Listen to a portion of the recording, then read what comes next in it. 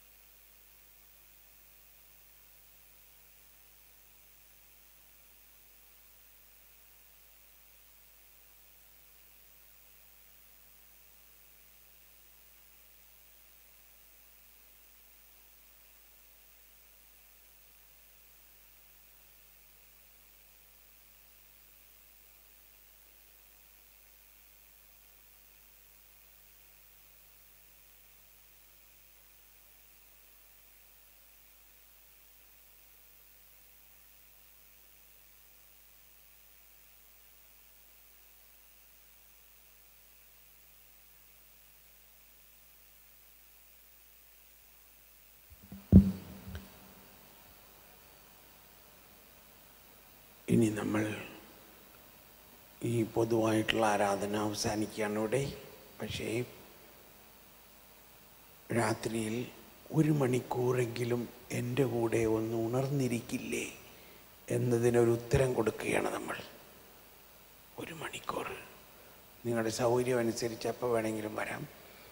സഹോദരിമാർ ഈ സങ്കീർത്തിൻ്റെ പുറകുവശത്ത് തൊട്ട് പുറകുവശത്ത് മുകളിലേക്കൊരു കോണിയുണ്ട്, അതിലൂടെ വരെയും പോവുകയും ചെയ്യാം. അപ്പോൾ ഒന്ന് ശ്രദ്ധിക്കേണ്ടത്, നിങ്ങളൊന്നും ഈശോയോട് ചോദിക്കരുത്.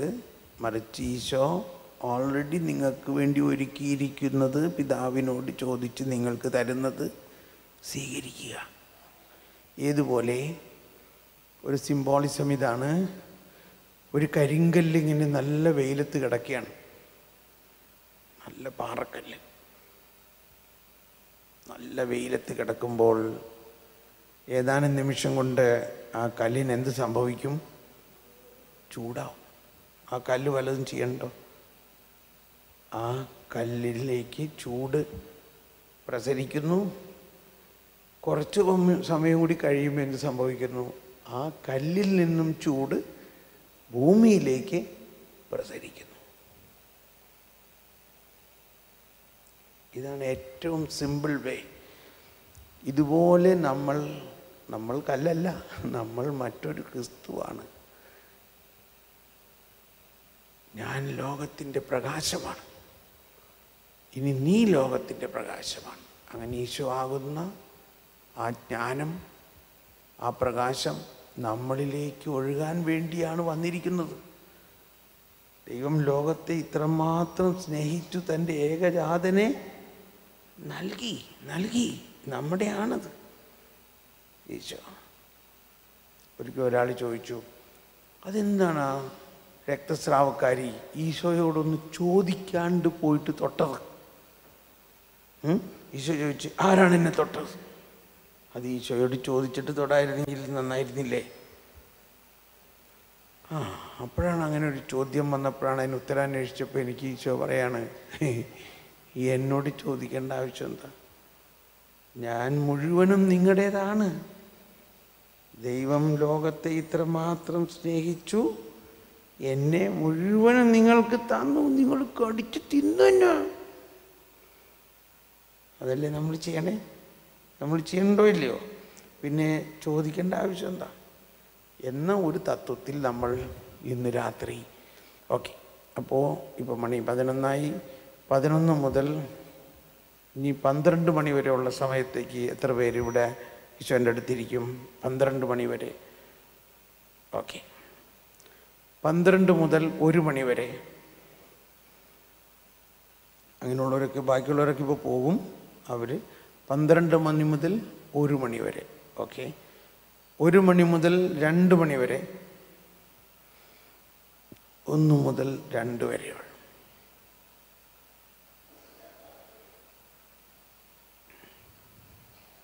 1 മുതൽ 2 വരെ.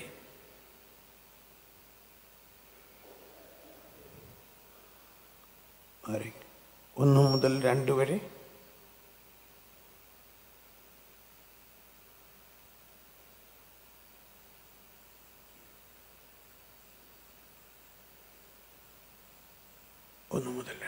Very good. ഒരാളും കൂടി ഉണ്ടാവും, ഒരാൾ 2 സിസ്റ്റർ. Thank you. 2 മുതൽ 3 വരെ.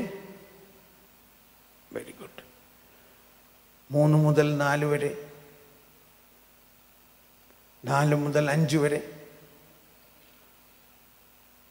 5 മുതൽ 5:30 വരെ.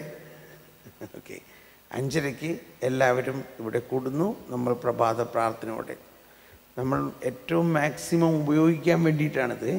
5 ദിവസം നമ്മൾ ഒട്ടും നഷ്ടപ്പെടുത്താതെ ഈ ധ്യാനം, നമ്മളിവിടെ അവതരിപ്പിക്കുന്ന ധ്യാനം 9 ദിവസം നീണ്ടു നിന്നൊരു ധ്യാനമാണ്. അതുകൊണ്ടാണ് ഞാൻ ഈ കൂടുതൽ സമയം ഇങ്ങനെ ആയിപ്പോണത്. അതുകൊണ്ട് വിഷമിക്കരുത്. ഇപ്പോൾ ബാക്കിയുള്ളവർക്കെല്ലാം സാവധാനം പോകാം.